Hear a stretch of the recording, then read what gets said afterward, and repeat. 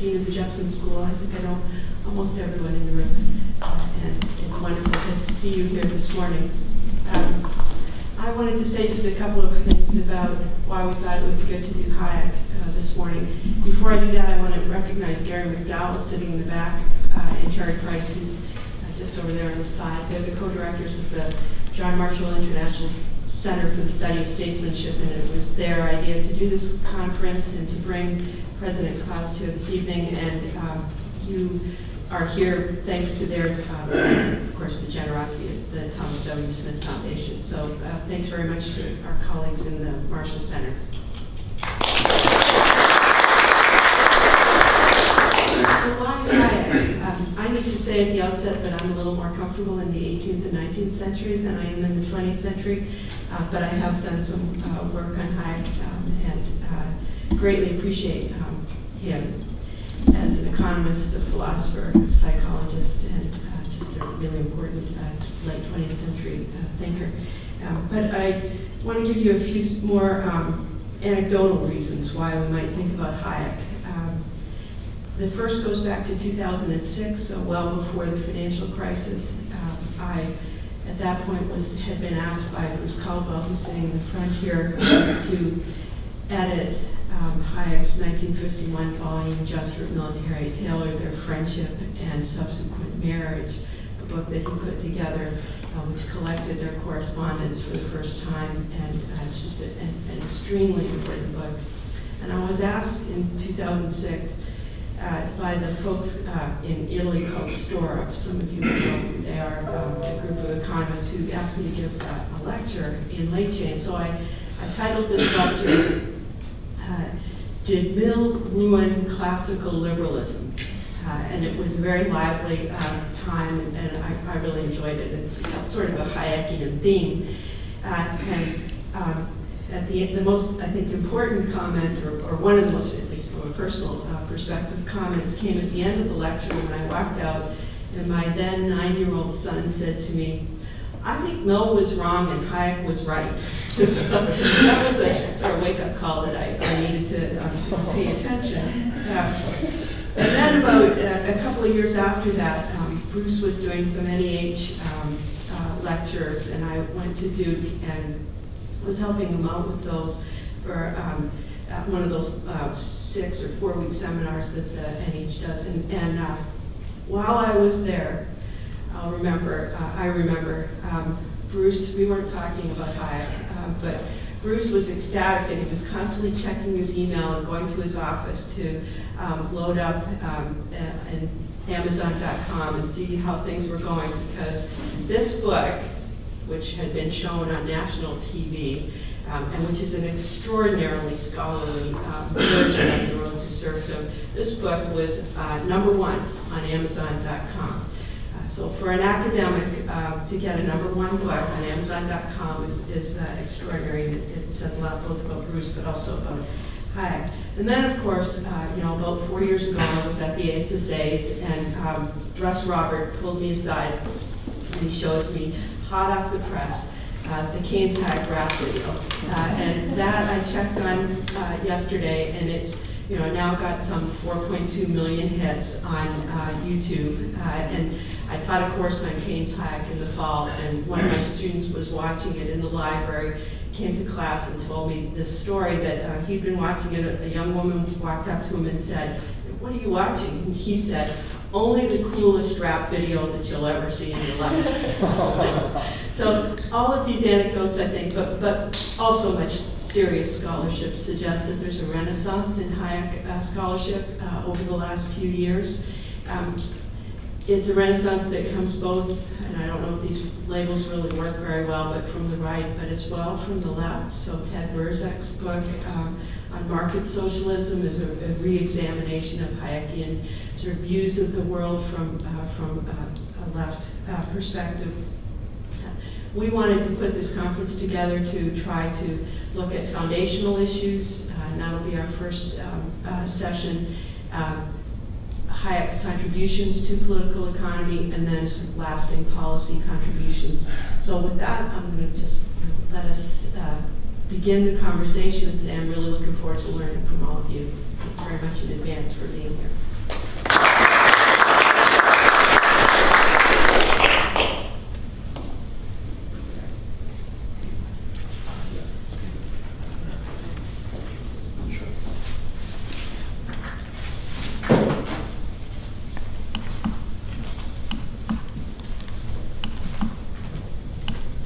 Good morning. I'm Jeff Sedgwick. I'm moderating the first panel, Professor Emeritus of Political Science from the University of Massachusetts Amherst. Just a brief note on how we'll run the morning session. Each of the presenters has been asked to take about 25 minutes. And what I propose is after each presentation, while the presenter is up here, we'll take questions for that presentation for 5-10 minutes, however long you're comfortable with. And hopefully reserve a bit of time at the end where we can ask questions that kind of cut across the presentations.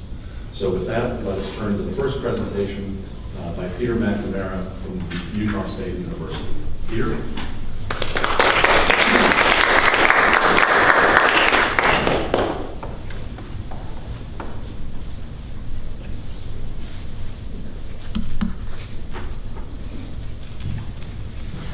Good morning. Thank you for coming. Thanks to the Jepson School and the Marshall Center. My talk is entitled Hayek and the 18th Century Science of Human Nature. I want to do two things in the talk. One is to say something about Hayek and more precisely his distinctive form of liberalism. Since I submitted the title, my paper has acquired a subtitle, which is on Hayek's unsentimental liberalism. So I want to, that's the most important thing I want to do. I'd also, and this is more speculative, just like to sort of suggest that Hayek's form of liberalism might be useful for thinking about some of the big events of our time. And my paper begins with some reflections about the end of the Cold War, maybe the biggest event of our times. And I've always been struck by a statement by President Kennedy, which was made just after the Cuban Missile Crisis. It was his first press conference after the missile crisis, and someone asked him, it was kind of an aside, about something Khrushchev had just said recently about changes in Russia, in Soviet economic policy. And Kennedy responded this way: human nature is the same on both sides, fortunately, on both sides of the Iron Curtain, which is why I am optimistic about the ultimate outcome of this struggle. Now that's a very interesting statement, very confident, very optimistic, especially given the context of the times. And 50 or so years on, the statement seems to be vindicated. But the question is, well, just to what extent, in what ways has it been vindicated? And I think Hayek is in some ways useful for thinking about just that, what to make of that great event, and to sort of think it through, maybe in ways that are different from what has been done since the fall of the Berlin Wall. So to the main part of my paper, the main point of my paper. Hayek's admiration for and debt to classical liberalism in the 18th century is well known and much explored. It is no exaggeration to say that Hayek engaged in an attempt to revive the 18th century science of human nature that underwrote classical liberalism. His goal was to provide a clear and appealing picture of the foundation and benefits of a free society. Most prominently, Hayek drew much of his notion of spontaneous or unintended orders from the work of Mandeville, Hume, Ferguson, and Smith. That concept threads through Hayek's work in economics, politics, and morality. Closely related is to the idea of spontaneous order in the economic realm was Hayek's emphasis on the inescapable role of self-interest in providing motivation for socially beneficial economic activity. He wasn't a fan, though, I should note, of Homo economicus. Hayek's thought as a whole, and this is the third point, the third debt, is almost very deeply affected by Hume's skeptical turn, especially insofar as it highlighted the limits of human reason. Thus, spontaneous order, the invisible hand, self-interest, and the limits of human knowledge comprise Hayek's chief debts to the 18th century. Yet there's an interesting and consequential omission in his borrowings from the 18th century science of human nature. Hayek generally neglects the notion of sympathy and the related theory of moral sentiments that Hume, and especially Smith, and I'll focus on Smith, elaborate at such great length, and that comprised such a large part of that science of human nature. In terms of, just think of Smith, in terms of Smith's published works, it was literally half of Smith's contribution. The theory of moral sentiments was an essential component of Smith's attempt to extend Hume's project of elaborating the science of man. The theory of moral sentiments is particularly interesting because it is in that work that Smith can be seen to push what Hayek termed the anti-rationalistic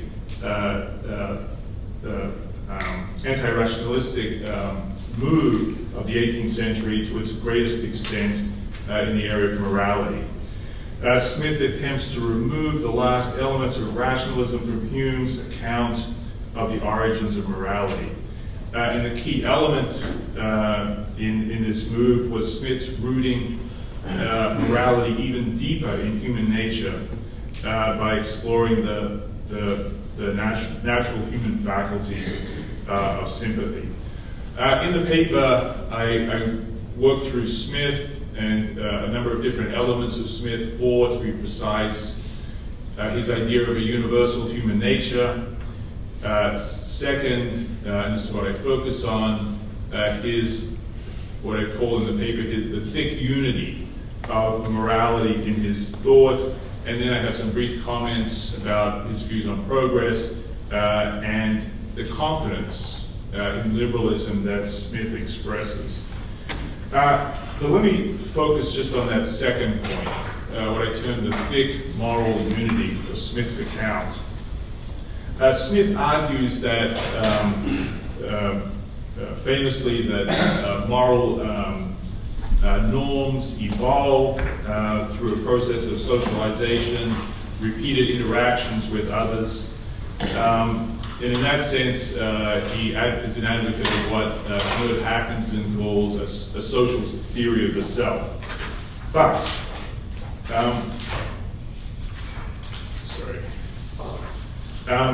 Smith also is at pains to point out that this capacity for socialization is not merely conventional.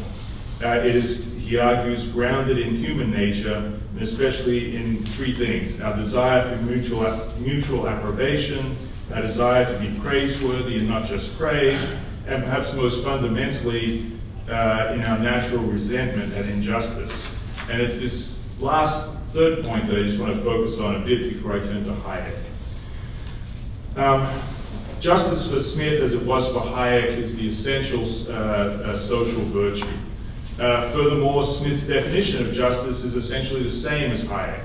I'll just quote from the theory of moral sentiments. In the race for wealth and honors and preferments, he may run as hard as he can and strain every nerve and muscle in order to outstrip all his competitors.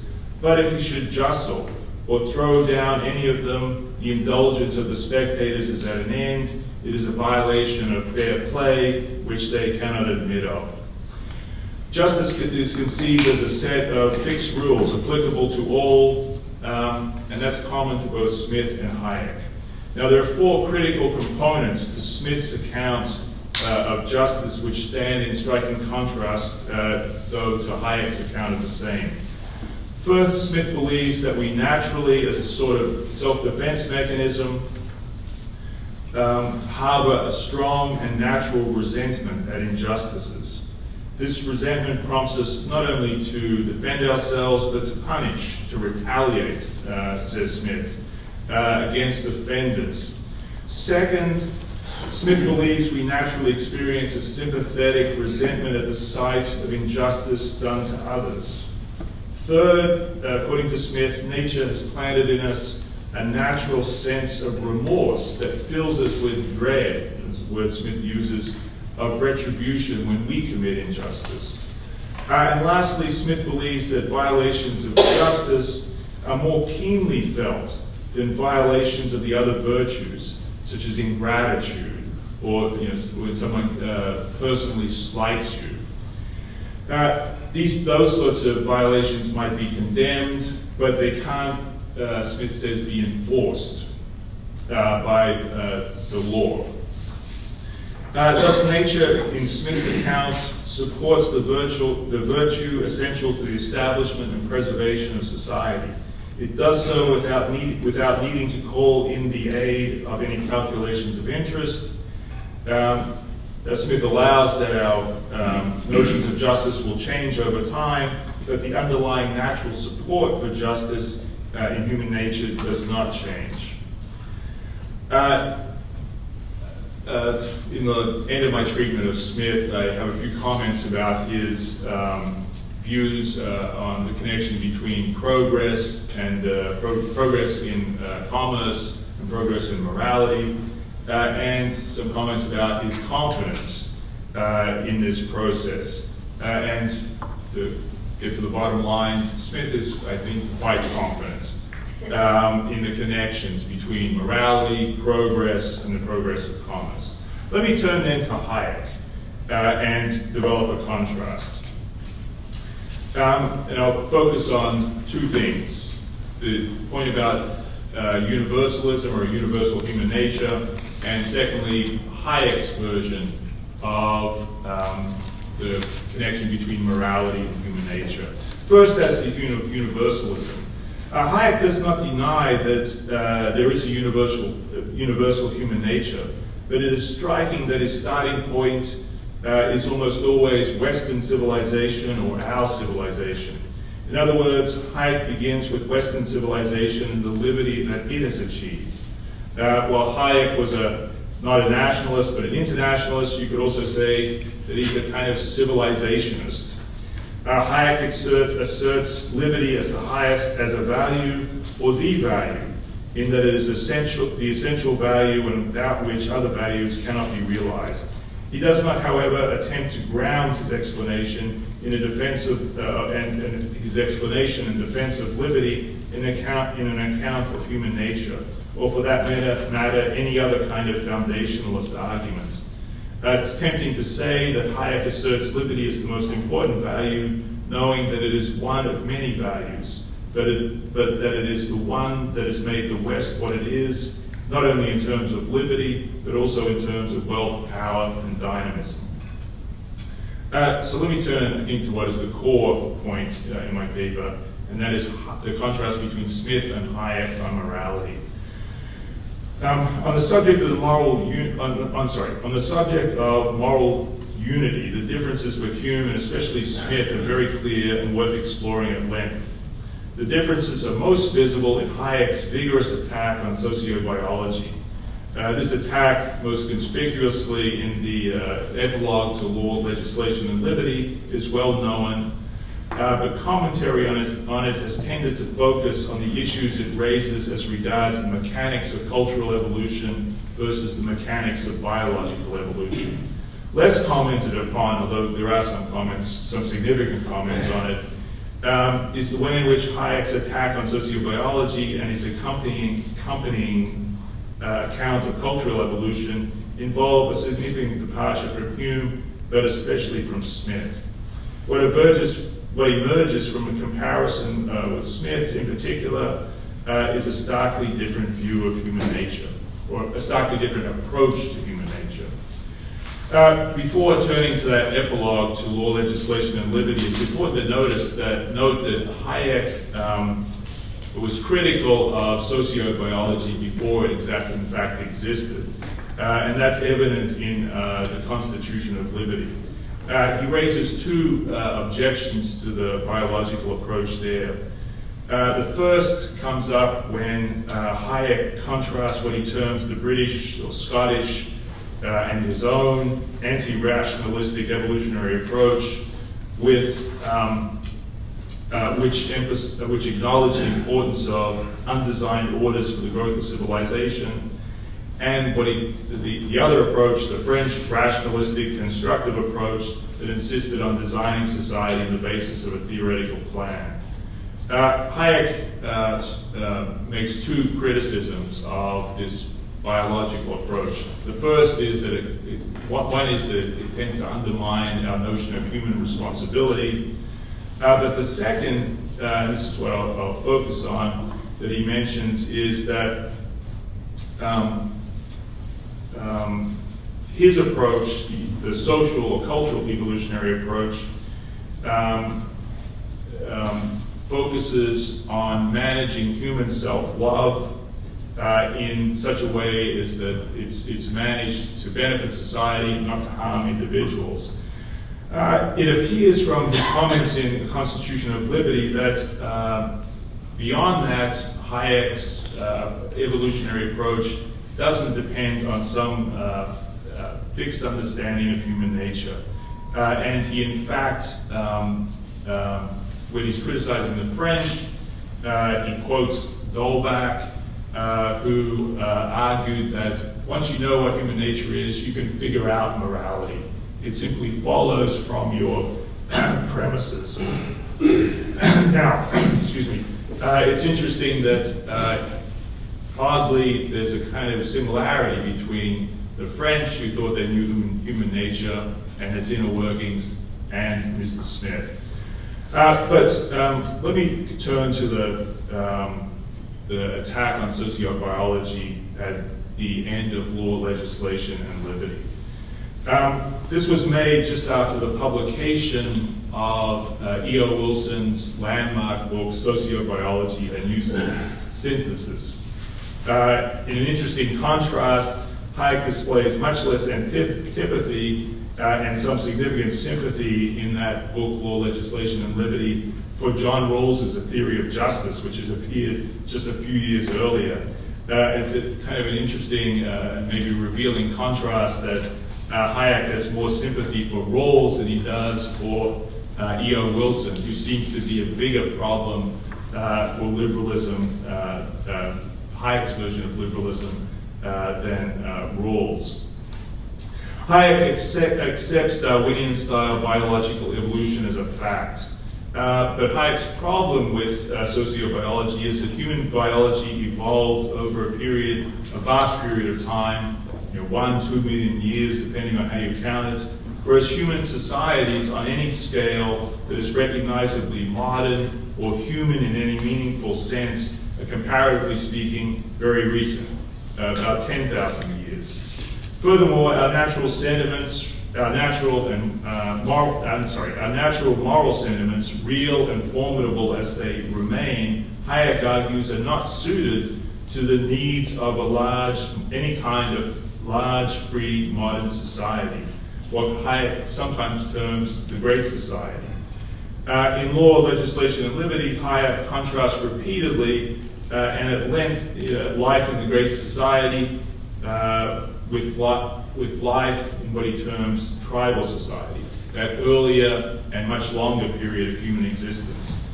Life in tribal societies has been the characteristic way of humans for the longest time. Only in the last few thousand years has there been a marked departure. The Great Society is even more recent. Its existence has been but the blink of an eye in terms of the overall span of human existence. Tribal society, according to Hayek, is characterized by life in small groups where kinship bonds are strong. The members of tribal societies also have shared ideals and interests. In most primitive societies, no distinction at all is drawn between interests and ideals, between facts and values. Tribal societies have shared rules, customs, and traditions that are usually unspoken and have evolved as adaptations to circumstances. Peace prevails within the group because of the identity of interests among the members and because of the limited informational requirements needed for the smooth functioning of society. In these face-to-face societies, everyone knows everyone else, everyone knows everyone else's problems, and everyone knows more or less the available means for solving those problems. Under such conditions, it's quite plausible to believe that one's efforts on behalf of the common good might be recognized and have their intended consequences. Hayek explains that with the enlargement of the circle of society, stemming from the obligation to treat others as equals, there also comes a corresponding contraction in the extent of enforceable obligations to others. More fundamentally still, the Great Society brings about a moral revolution in our relationship to others. Not only are deliberate efforts to help others less likely to be successful, they are less likely to be successful than the beneficial indirect efforts in the pursuit of one's own purposes, self-interests, or Hayek uses the theological term calling. Lastly, instead of loyalty to a group united for a visible purpose, members of the Great Society must feel obliged to abstract rules. The Great Society, Hayek observes, comes at the price, his term, of sacrificing many deeply felt emotions, desires, and sentiments. This is a real price, not an imaginary or temporary price, according to Hayek. And I'll just quote a little from Law, Legislation, and Liberty. The kind of abstract order on which man has learned to rely and which has enabled him peacefully to coordinate the efforts of millions, unfortunately cannot be based on such feelings as love, which constituted the highest virtue in the small group. Love is a sentiment which only the concrete evokes, and the Great Society has become possible through the individual's efforts. It has become possible through the individual's efforts, being guided not by the aim of helping particular other persons, but by the confinement of the pursuit of their purposes by abstract rules. The shift to the Great Society, I quote again, leaves an emotional void by depriving men of satisfying tasks and the assurances of support in case of need. In another place, Hayek speaks of the kind of inhumanity of modern life.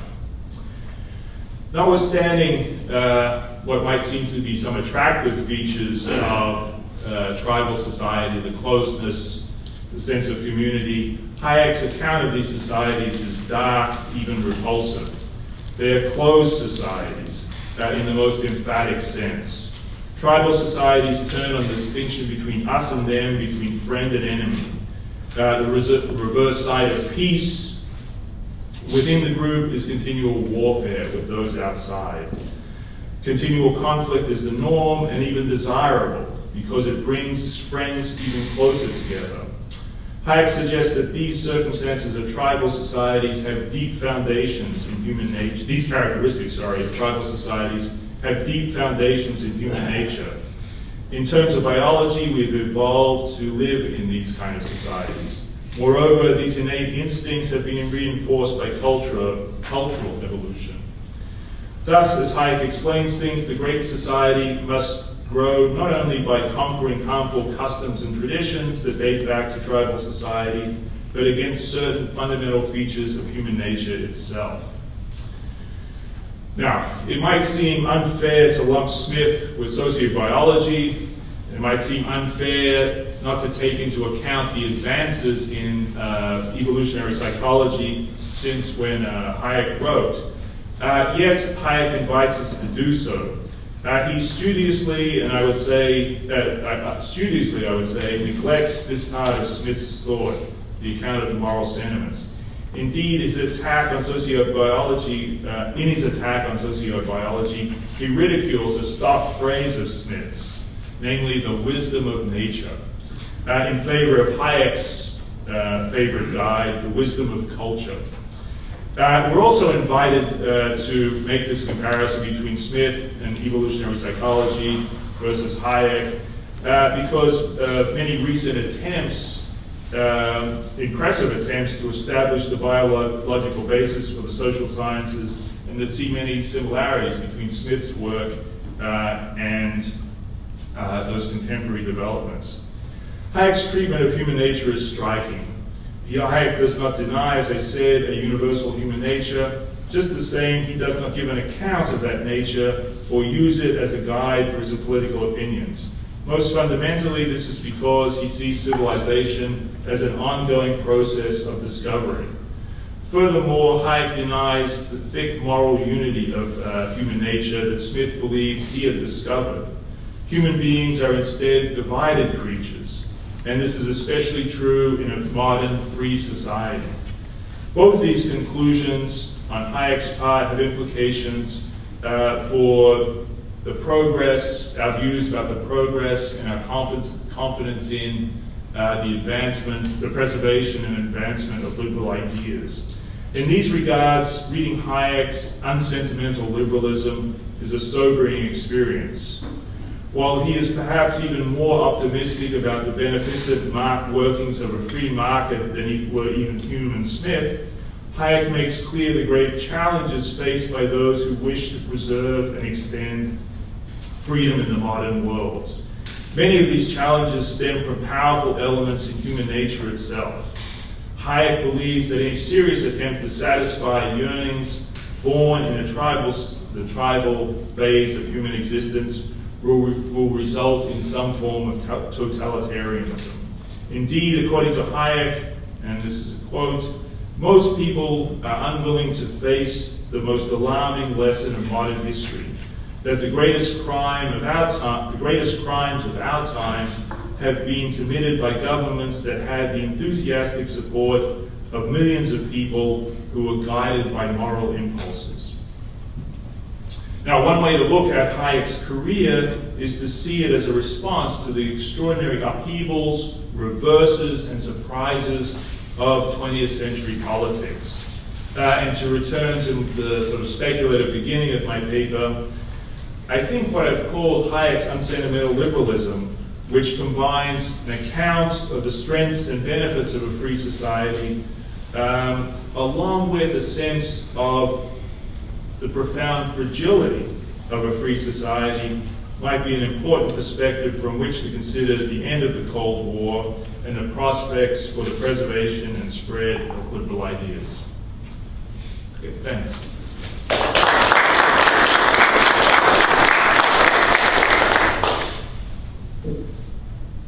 Please, go ahead. Yeah, okay. I wanted to first start with a quibble. I was surprised when I read in your paper the idea of Hayek ridiculing the notion of the wisdom of nature. So I went and looked at the actual passage in Law, Legislation, Liberty, in the epilogue, and I think ridicule might be a little too strong. Let me just read the passage. It says, "There is surely as much justification to speak of the wisdom of culture as of the wisdom of nature, except perhaps that because of the power of judgment, errors of the former are less easily corrected." So I mean, I think he was at least saying that these are two different approaches. And frankly, I think it wasn't so much his saying that there's nothing that we can attribute to biological evolution as that there's a third source of values, and he was trying to say that third source is something that's been too much. Anyway, that's the quibble. The very interesting question about why Smith and Smith's theory of moral sentiments is something that Hayek doesn't access has been written about by a number of people, and I think it is a fascinating question. My own take on it is, first of all, Hayek said that he came very late to Adam Smith, just Smith as a whole, probably because of Smith's theory of value just being viewed as incorrect. So, anyone who's has participated in the marginalist revolution would look at Smith's theory of value and say, well, it's an error, maybe there's not that much in Smith. But in addition, Jacob Reiner had a wonderful 1926 piece on Adam Smith and laissez-faire, where he interpreted the theory of moral sentiments as being essentially having a religious foundation. And I think that Hayek, as someone who viewed himself as a scientist, probably came very, very late to that and probably never shook off Reiner's interpretation. So I offer that as a hypothesis for why he might not have gotten into the theory of moral sentiments in the way that he obviously did access Hume and many of Hume's writings. Right. First on the quibble, your quotation is accurate, of course, but what's interesting is that Hayek says that and just completely rejects it, doesn't deal with the wisdom of nature. The emphasis is on cultural evolution. And what struck me looking at it again was the vigor of his attack on the biological approach. And it goes back to Constitution of Liberty. So it's not new with law, legislation, and liberty. Now, as to the Smith's neglect of the TMS, yeah, there are a bunch of explanations that you could offer. One is that just the Theory of Moral Sentiments was a book that was neglected. It just, it wasn't even in print most of Hayek's life, as far as I know. So that's one simple explanation. But I think the puzzle is that in contrast to Hayek, the emphasis in Hume and especially Smith and maybe the whole 18th century on the moral sentiments and the grounding in nature, which you would think would have hit Hayek at some point. So it is a puzzle, but I lean to the kind of the explanation I gave in the paper, the simplest explanation, and it's not the religious explanation is a good one as well, but is an interesting one to pursue as well. But I think the emphasis in the 18th century, and it's not just in Smith, on sympathy, the moral sentiments, Hayek's neglect of that is really striking. I'll just say that he's not alone. So George Stiegler, great economist, sort of contemporary, doesn't know the theory of moral sentiments either. But Robbins knows the difference between Adam Smith and Mandeville. So and Hayek and Robbins know each other, of course. So there is something of a puzzle, but most 20th century economists, middle of the century, have no idea what sympathy is and see economic man as homo economicus, straight, purely self-interested. Just to add to what I was saying a moment ago, it grows even stranger when you think of Hayek's effort to revive the 18th century, that he just didn't revive this bit, and he was not averse to sort of digging. He was saying last night when he was at dinner, when he was interested in something, he had a capacity to get to the bottom of it, even if it was hidden to his contemporaries. And his whole project, in some ways, is an attempt to revive something that had been lost to his contemporaries. Peter, I was struck when you began your talk, you mentioned the idea of justice as a commonality between Hayek and Smith. And I wonder what your views are on how Hume fits into the story.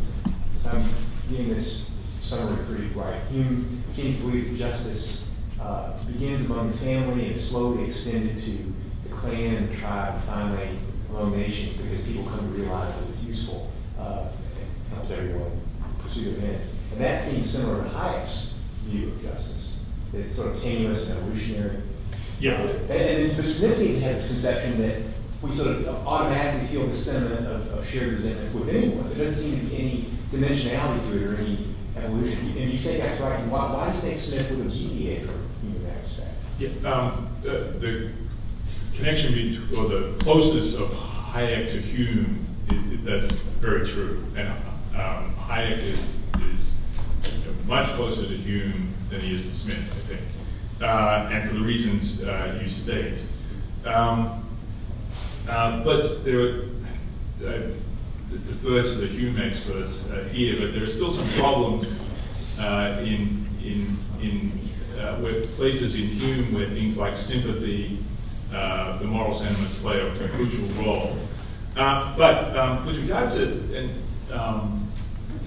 your comment about Smith, the non-dimensionality of it or the lack of dimensionality of it, I think that's true, that Smith sees us as resenting, sympathetically resenting harm does to others, harm done to others, no matter who the person is. Now, we might, he's we're very realistic about the limits of human sympathy and compassion, so that when there's an earthquake in China, we don't feel like there's an earthquake in our hometown. We don't respond differently. But if we were to see a Chinese person who we'd never met being beaten, in front of us, and we'd never met them before, Smith seems to say that we feel a sympathetic resentment of the harm done to that person. So yeah, I think that's a fair comment on both on Hume and Hayek and a distinctive feature of Smith. Sure.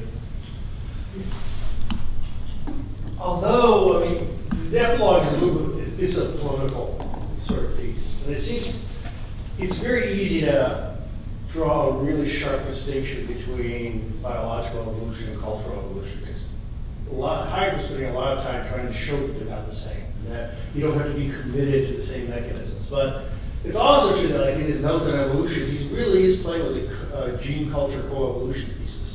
That culture affect our genes affect the culture. So I think when he was getting sophisticated, and he wasn't trying to say, look, to say you're a proponent of evolution is not to say you're Spencer. It's not to say that you're committed to straight Darwinian mechanism. So there's times when he's really separating cultural and genetic evolution. But there's also times where he admits any story is going to have to say how culture shaped genes and how genes shape culture. But don't you think that there's the polemical Hayek where he's really worried about being misunderstood, and then there's Hayek when he's really sort of working on evolutionary theory more deeply with Wright and people, and he really does have like a room selection as they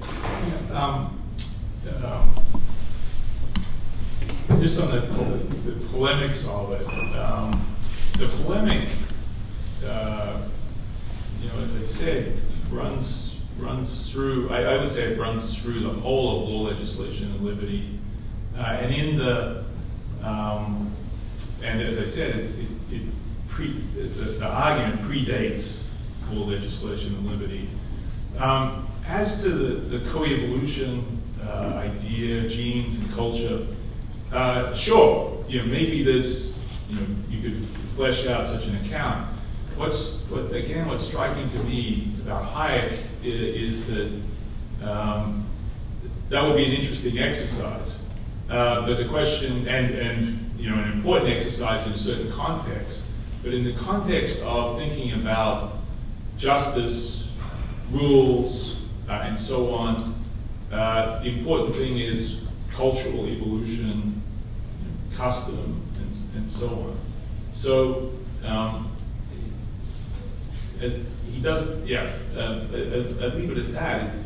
It's not that that's not a plausible explanation, a plausible research program that revealed interesting results, but not that his point seems to be not with relation to what he's talking about. Politics, justice, ordering of society, and so on.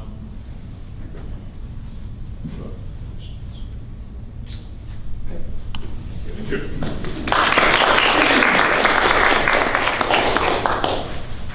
I don't know about you all, but in my 30 years in academia, I've never seen an academic and very intellectual conversation triggered before 9 o'clock. I'm so used to 8 o'clock classes where we're just fighting to get a sign of life out of people. So Peter, thank you for launching it so well.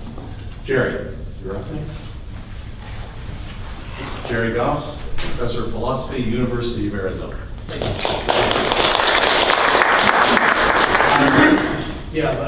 I'm going to use the board, so.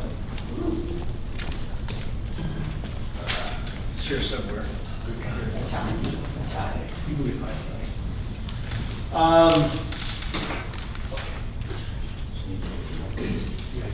So it's a light.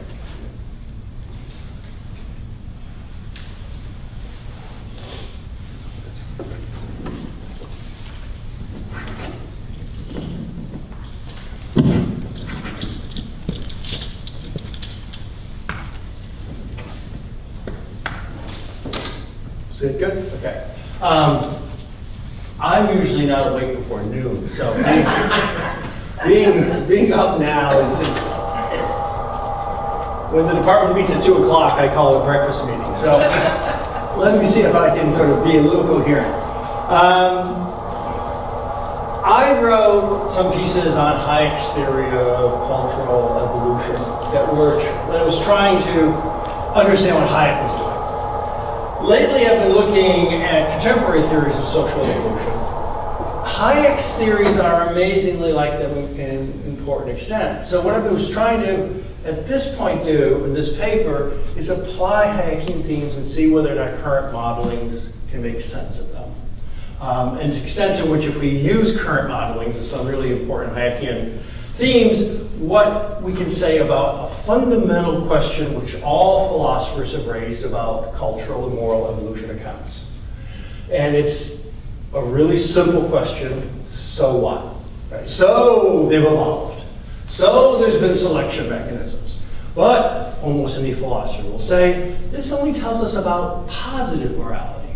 This tells us about what we think is morality, what groups have accepted. But, as Anthony O'Hare said in his criticism of Hayek, that doesn't tell us anything about what justified morality is or what true morality is. So, if you're a social scientist, the philosopher says, it's of interest that our moral norms evolved. Sure, cool. But if you're a philosopher who's worrying about what we ought to do, it doesn't tell you anything at all. It just says, you have a certain beliefs in your society, but a moral philosopher wants to establish whether those beliefs are true or justified, and knowing how they came about doesn't tell you that. So what I'm trying to do in this paper is begin to look at something that might be called some possibility theorems for under what conditions we could intelligently say that facts about evolution tells us something about facts about what we ought to do, right? Which seems to be a fundamental question if you're not impressed by the idea that whatever evolved has to be good. And some philosophers have said that, or some economists have, some evolutionists. Ken Bidmore, a favorite of mine. I like Ken a lot, although he's not the easiest guy to get along with. Ken's view is that it just doesn't make any sense to ask the philosopher's question. If we know that it's evolved, there's nothing else to say. That's our morality.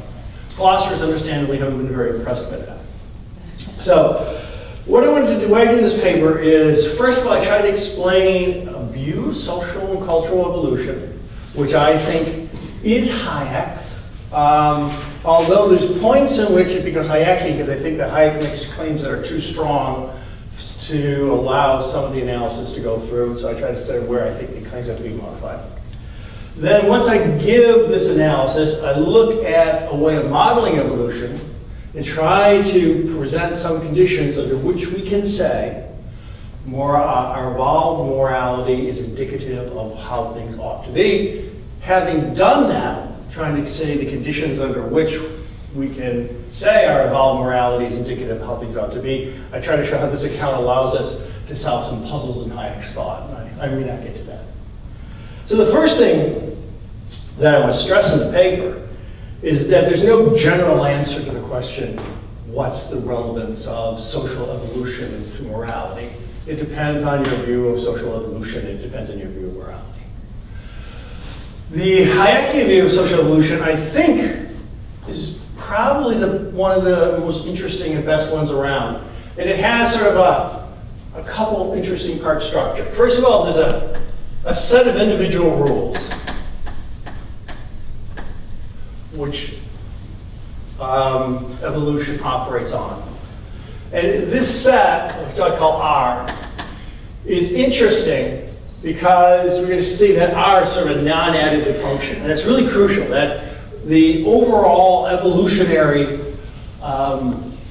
effect of the set has interactive effects within the set. So it's not just the R's adaptive value and R2's adaptive value gives you the overall adaptive value of R, but the adaptive value of R is a non-additive function. Hayek, I think, is pretty clear about that. Sometimes he just calls it holism.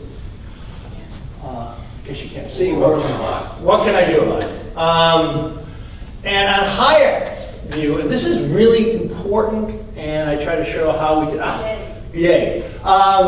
This leads to an order of actions O. So the rules in order, which Hayek is always emphasizing on, is that the order, and he says in some places, an emergent property, especially when he's writing about complexity. So I'll just call it emergent property, but then I'm worried that it's not quite emergent. But let's just say that, the order of actions is an emergent property on a set of rules, and the set of rules has this interactive effect. That's the basic account. The interesting thing is that a lot of the selective pressure in Hayek's account is on two different features. It's on O, it's also on R. What we're trying to figure out is what the order of actions is, what the pattern of human actions is. The pattern of human actions emerges upon a certain configuration of the social rules in society. That's the basic story. Now, any account of evolution, and Hayek has them all in there, has to have three things. It's got to have a variation, a transmission, and a selection mechanism. Right? You need that to get it going. First of all, you need variation in the possible rules of a society. As I think Hayek is clear, this variation can either be blinded or it also can be guided. That is, sometimes there's just random variations in the rules. People misunderstand the rules, trembling hand problems. What I thought was the rule wasn't the rule. I start acting on another rule, so you think of that as a blind. But as contemporary theorists who have a lot of very Hayekian themes, such as Lloyd and Richardson point out, variation can also be guided. People can say, I don't like this rule for lots of reasons. I would like a different rule maybe for self-interested reasons. I would like a different rule for moral reasons. So variation can either be blind or guided, and that's going to give us some variation in the possible sets of moral rules. And you need that if you're going to get an evolutionary account going. You also need a transmission mechanism if you're going to get an evolutionary account going, how the rules are transmitted from one generation to another. Hayek talks a bit about transmission mechanisms. A very much more sophisticated analysis has been offered in the last 15 or 20 years. And we can identify a number, some of which are in Hayek, of transmission mechanisms. One is sort of straightforward, true transmission. That is, rules are taught from one generation to another, what Boyd and Richardson call vertical transmission. Hayek also notices prestige bias, that we see the rules that other people are using that are doing better than we are as a reason to copy them. And contemporary accounts of social evolution have found that prestige bias is a really important factor in explaining the spread of rules. There's a conformist bias. We tend to want to act like those around us, and so when we see most people doing something, we tend to copy them. And there's various sorts of content biases. Some rules make more sense to us, some rules are easy learned, something like that. So we have variation, we have transmission. This is all sort of straightforward in the Hayekian account. And then interestingly, we have to have a selection mechanism. In Hayek's account, and this is I think one of the cool things, he actually, I think, is very clear, in any case, I think it's the case, that the selection mechanism operates on two ways. He has what contemporary theorists of social evolution say both macro and micro selection. Sometimes it's confused with group selection, but actually this is not sort of a group story at this point. There is, first of all, a macro selection on the order as a whole. That is the order that emerges from the interaction of this sets of rules has selection pressures in the form of competitions with other orders. Those competitions can take two forms. One, it can take the form of conflict. Straightforward conflict between one order and another. A really interesting thing is that when Hayek wrote this, a lot of people went crazy, especially on the left, that how could morality be generated by groups wiping each other out? Interestingly, Bowles and Gintis's new book says, you know what, you don't get morality without a good deal of genocide. It's an unfortunate finding, they say. We wish that morality wasn't the flip side of genocide, but it seems to be that's the way it is. If you want it, and Bowles and Gintis's models, unless groups were wiping each other out with high frequency, and they were during the late Pleistocene era, you wouldn't get the important group cohesion you need for morality. And Bowles says, what can you say? Another sort of competition among the orders that was copying. a number of people in one order can see the other orders just doing much better and take over their rules. So, and actually there's really nice models of how quickly these two mechanisms take to occur. For example, under one simulation, it takes about 1,000 years to get strong competitive group selection in the sense of one group displacing the other groups. On the other hand, copying, it can happen extraordinarily quickly, where some cultural variant in one society is copied by another.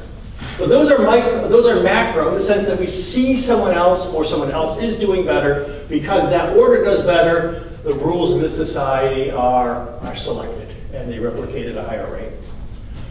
Hayek also, though, has micro selection within societies. These rules compete for the allegiance of the people in societies. There's a nice passage in the Constitution of Liberty where he says, you know, it's really good that people don't pay attention to the rules all the time. That they're testing the rules to see whether the rules really suit their interests. And this is sort of an experiment within the society about whether these are very attractive rules. So rule violation for Hayek is actually one of the mechanisms that drives selection within society.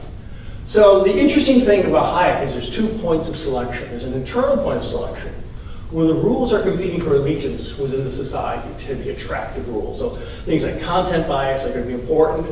Does this rule sort of strike us as something that is easy to follow? But there's also then a macro selection. Is this order, based on these rules, doing better than competing orders? Right? And this is going to be an interesting feature of Hayek's analysis. That's the sort of evolutionary account which is being assumed, which I think is very robust. The literature generally has accounts like that as well modeled. So the second step of the paper said, okay, that's the model of evolution.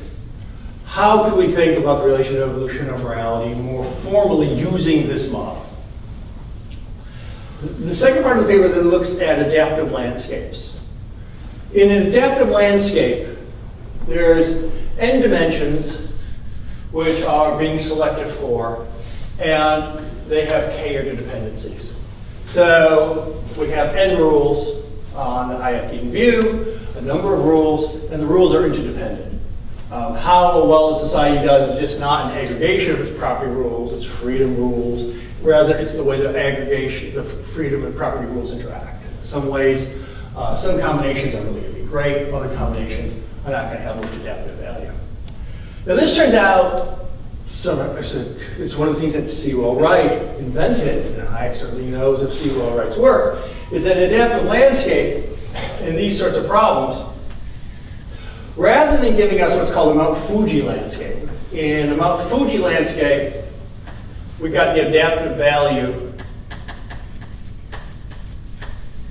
of an order, and this is our order, say, and we can think of these as one rule mutations from our order. Right? So say our order is here, and then as we go out, we can have one rule mutations further out from our order. In a Mount Fuji landscape, the nice characteristic is that any one rule variation is going to give us either an incremental decrease or an incremental increase on our current order. So selection pressures just drive you to the top of the Mount Fuji landscape. Mount Fuji landscapes are wonderful. You're always going to get to the global optimum. Selection will always press you to the global optimum. Unfortunately, you only get Mount Fuji landscapes if there's very, very low interdependencies among the dimensions. Essentially zeros to have a full Mount Fuji landscape. It has to be just aggregate. So when we actually have not only multiple dimensions, but the dimensions interact, what we then find is that we have what's called more rugged landscapes, sort of like this. And as Sewell Wright noticed, and this was sort of a fundamental problem of evolution on his view, is that on rugged landscapes, evolution does not drive you to the global optimum. On rugged landscapes, you can be stuck at a global optimum. The selection pressures will drive you this way, and selection pressures will drive you that way, but there's a real problem saying how you can get to the global optimum if you're already here. And in the last 15 years, evolutionary theorists have tried to model this in different ways, and I sort of point some of it out. So at this point, I just want to make one point. Hayek's view, if this is correct, commits him to saying evolution is an adaptive landscape of this sort. This is about any solution to it, but that's the way that the Hayekian view would have to be modeled. And given that Seymour Wright invented this, I don't think that'd be surprising to Hayek. That's the first point. Hayek's view commits him to something like a landscape like that. Second point, really interesting development in the last 20 years is a number of people in a number of fields have said evaluative problems have exactly the same characteristics. Scott Page has written a lot of cool stuff on evaluative problems of trying to figure out evaluative problem with multiple dimensions and k interdependencies. So it says, what's the best way to organize our school? What's the best way to organize our business? What's the best way to build a motherboard? Building a motherboard is an NK problem. We have a number of dimensions we're trying to satisfy, but these dimensions are interrelated. It's been used in the philosophy of science. Philosophers have modeled scientific communities and having an NK problem. If you're a Kuhnian, the dimensions are elegance, simplicity, fecundity, other things like that. And then these are interdependent. And so on a Kuhnian analysis of science, it's an NK optimization problem. It's been used as well in sort of moral theory context. That is, in the larger context, in the last 20 years, we've got analysis of evaluation problems that are NK problems. As I've argued, Sen's theory of justice is actually showing us that's an NK problem. So in his latest book, The Idea of Justice, which most people don't like, but actually, bad book, great idea. What Sen is pointing out is that justice is a multidimensional concept. So he has a sort of rather hokey example of 3 children arguing about a flute. Who should own the flute? Well, one made it, one needs it, one can play it. The question is dessert more important? Is need more important? Is utility more important? And Sen says, these are all relevant considerations. We try to have a theory of justice that says there's only one thing at stake, but when we think of the justice of the question, all 3 seem relevant. Although, again, these dimensions are interrelated. If we can have something which satisfies need and dessert simultaneously, that's really wonderful. It's much better than doubling need and dessert. So on Sen's theory of justice, what we have is another NK problem. And generally it's been shown throughout. So now a cool thought occurs. If we want to know whether evolution tells us something about morality, we want to know whether our adaptive point here, say, is correlated with a moral landscape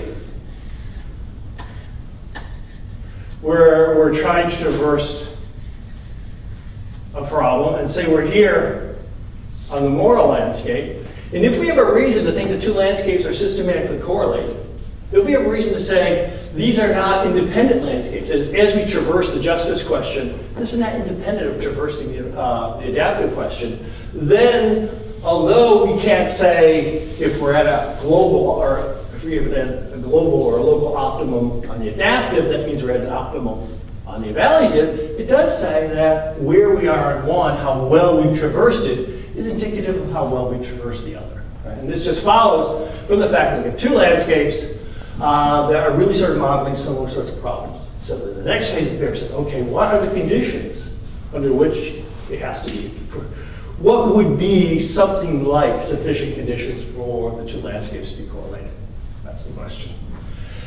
I look at a set of substantive conditions, which I think some of them are implicit in Hayek, some of them, unfortunately, she resists, which are unfortunately so far that would prevent him from answering this question. And then I consider a set of formal conditions about the problem that have to be satisfied. So the substantive conditions are essentially an endogeneity between the morality and the adaptive landscapes, that one rises from the other.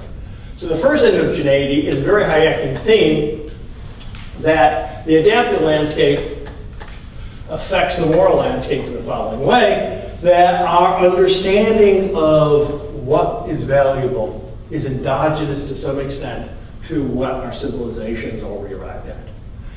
It's not the sense that our understandings of what's valuable or important is simply determined by our civilization's understanding. Because after all, we do criticize it, we do think about it, but it's a function of those understandings such that the understandings of one is endogenous to the other. It arises out of it. In the paper, I draw comparisons to what's called coherence theories of justified belief.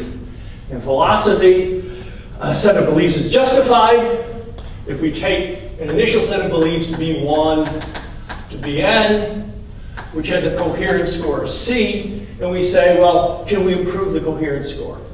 And so if B1 star to Bn star has a coherence score of C star, and C star is greater than C, then we can say this is a better bunch of beliefs. But in the coherence view, this is going to be some sort of function of this. That is, we start off with this and we try to figure out whether we can add beliefs, drop beliefs, whether or not we can increase the coherence score, but there's a conservation of beliefs principle in here, that this, in some sense, this belief is endogenous to this along with some sort of transformation rules. Under these conditions, belief revisions are highly correlated.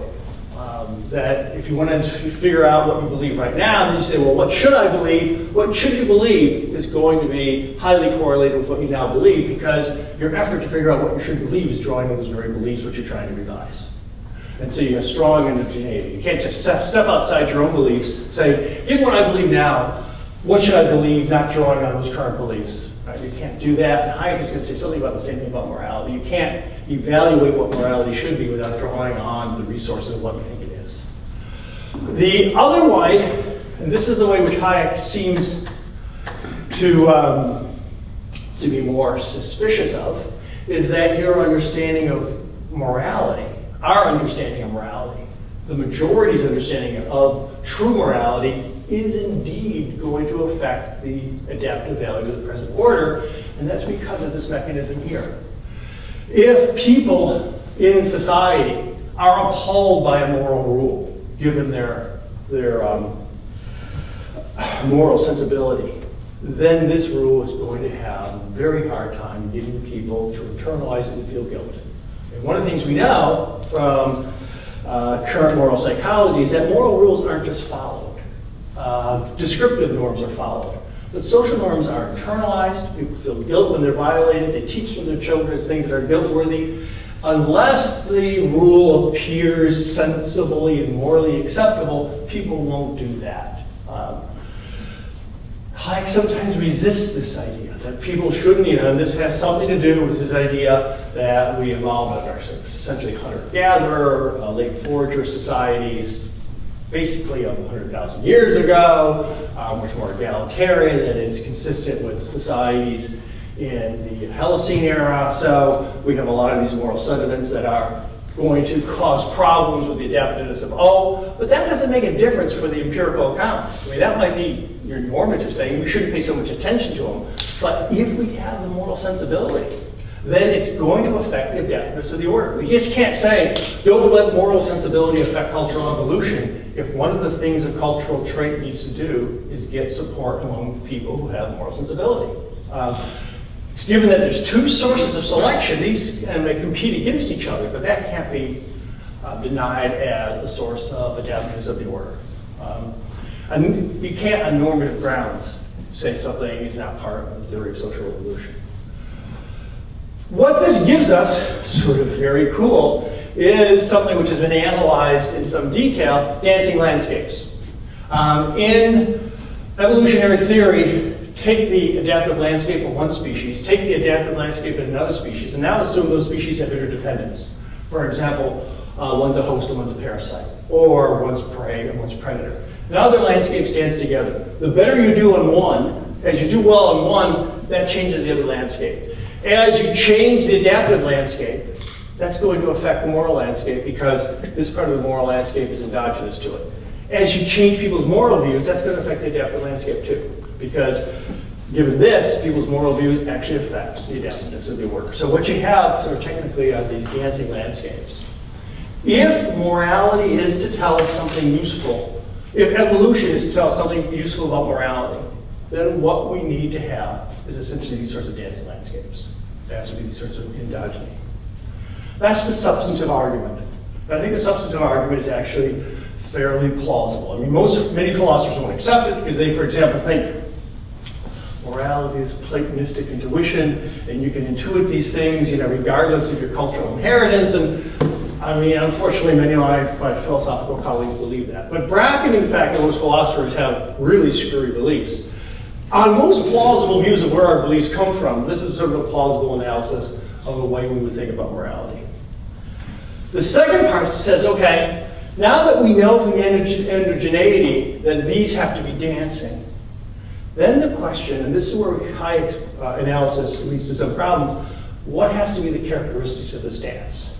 And to put it pithily, they have to waltz and not jitterbug. Turns out this. If the K is very high, if the NK, there's a number of dimensions that are extraordinarily closely related, for example, what philosophers call holism. At the limit, everything is related to everything else. Philosopher, and Hayek sometimes talks about holism. That is, imagine a landscape that not only has n dimensions with k interdependencies, but every dimension is tied to every other dimension. Sometimes philosophers talk this as a web of belief, or a web, and the web idea is that everything is connected to everything else. Now, Hayek sometimes talks this way.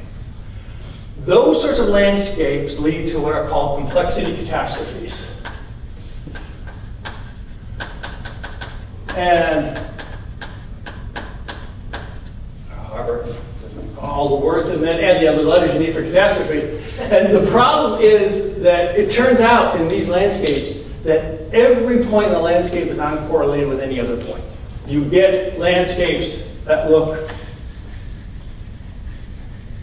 essentially like that a one-rule variation on that landscape is entirely uncorrelated with the order it came out of. You get, in fact, a landscape with very low peaks, very, very many low peaks, and any change is entirely uncorrelated with the present state. So you can't say that a small change has conservative value because a small change is uncorrelated with the present state. If the landscapes are these really complex, very NK high dimensional landscapes, then in fact they're not going to be correlated because within the landscapes themselves there's no correlation. They're entirely random. Evolutionary scientists have tried to say something about how we can try to navigate these high NK landscapes, but it's extraordinarily difficult. You're not going to get these sorts of correlations. What you actually get is randomness throughout. So if we're going to be able to talk about, here's the evolutionary landscape, here's the evaluative landscape, they're correlated, the conditions for that require that there be modest to low complexity in the landscape. And this is where it might start pressing against Hayek, who always is trying to say it's more, it's as complex as possible, or very highly complex. Very highly complex landscapes are random. I think I'll stop there. There's a cool analysis. I think it follows from this why under these landscapes that are low dimensional, that in fact have large bases of attractions for the high optima on low dimensional landscapes. That is from lots of places in the landscape. We have nice gradients up. The bases of attractions to high optima are bigger than they are for the low optima. On low dimensional landscapes, we tend to climb to the top really quickly, or really regularly. We don't have to jump from one top to another. They have a lot of nice dimensions. And I'll just say one feature of them which is really nice. Within our neighborhood, they're correlated, but outside of our neighborhood, they're not. That is, in a low dimensional landscape, near variants to your present situation are correlated with your present value. Outside your neighborhood, it's entirely uncorrelated, like a rugged landscape.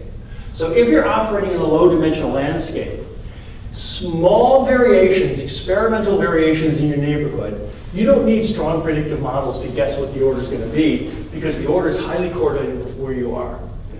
Going back to Popper, very small moves are fairly safe because the value of this next small move is highly correlated with where you are. On the other hand, big moves, planning moves, trying to get us to a new part of the landscape is entirely uncorrelated with where you are, and it entirely depends on your predictive models. So if you have landscapes like this, you have a really nice theoretical justification for small experimental movements and not big movements, because in small experimental movements, use not primarily the predictive model, but the current value as a predictor of what the value of the move will be. Outside the neighborhood, the current value of your state provides no information about what the adaptive or moral value of the move will be. So there's a strong argument against large-scale planning if the landscapes have these characteristics. There's other interesting things, but that sort of is a run through what I want to say.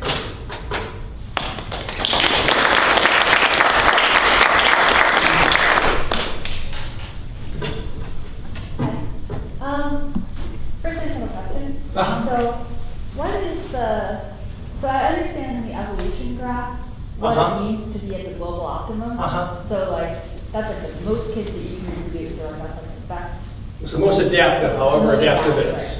What's the global optimum as you understand it? Highest justice score. Okay, I mean, saying that Highest justice score. So, what's that saying is, because I'm one of those philosophers who's like, moral realist. Like, I think there's an answer. this is consistent with realism. Right, it is. And so Yeah. it looks like this isn't really a theory of what morality is as much as just like how people's perceptions of morality get us closer to the highest justice score. So like what the truth about morality is. So like there is a truth about morality. It's not the same as people's perception about morality. Is that right? It's a fact, it doesn't have a commitment to that question. That is, whether there's a truth of morality or whether or not the social construction, if these conditions are true, the current evolutionary understanding of morality is informative about what the highest scores of morality is. And we don't have to say where we get the highest scores. Well, what does it even mean to be the highest score if there's no kind of independent moral facts? There's Oh. no independent fact about what is evolutionarily backward. There's no independent moral fact about. There's no, you don't have to be a realist in order to think that there's better and worse morality.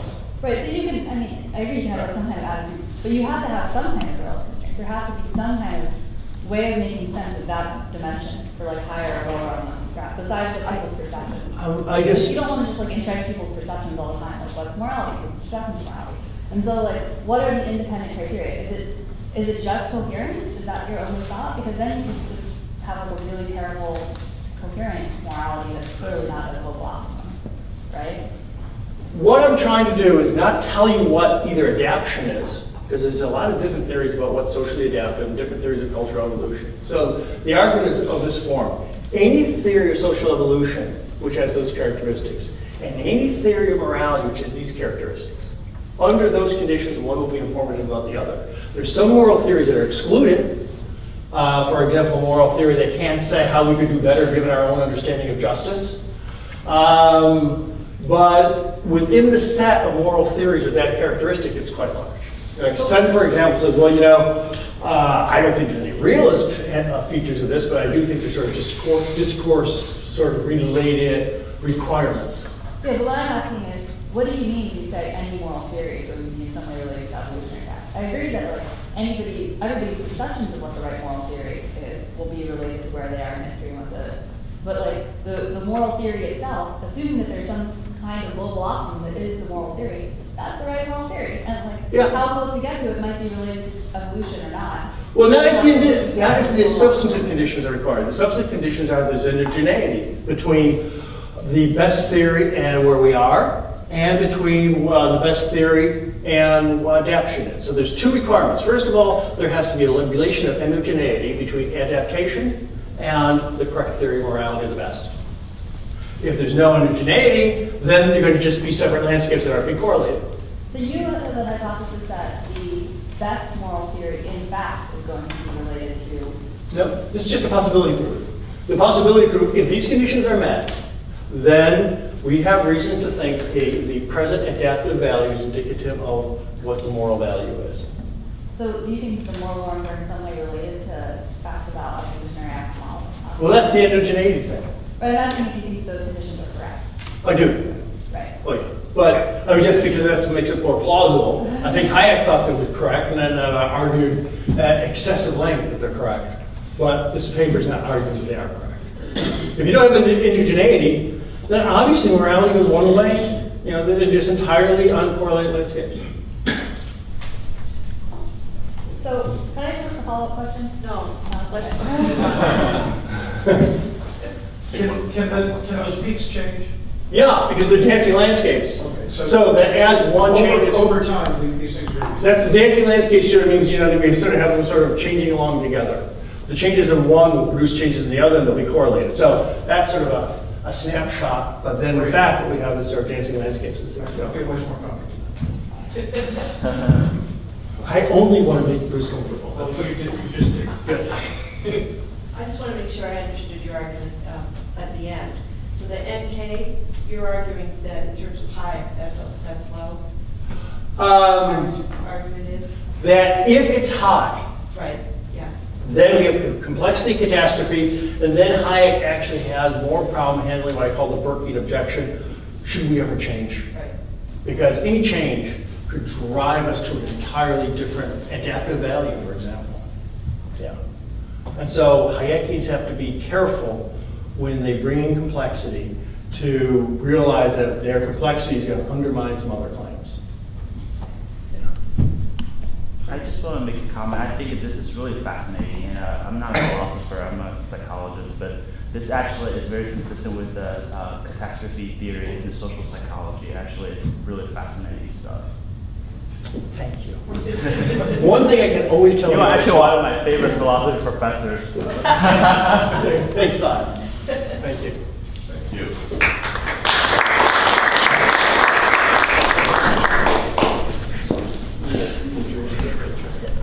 Okay, our third and final presentation in the morning panel, the first panel, is Sandra Peart, Dean of the Jepson School of Leadership Studies. The floor is yours. It's your floor, after all.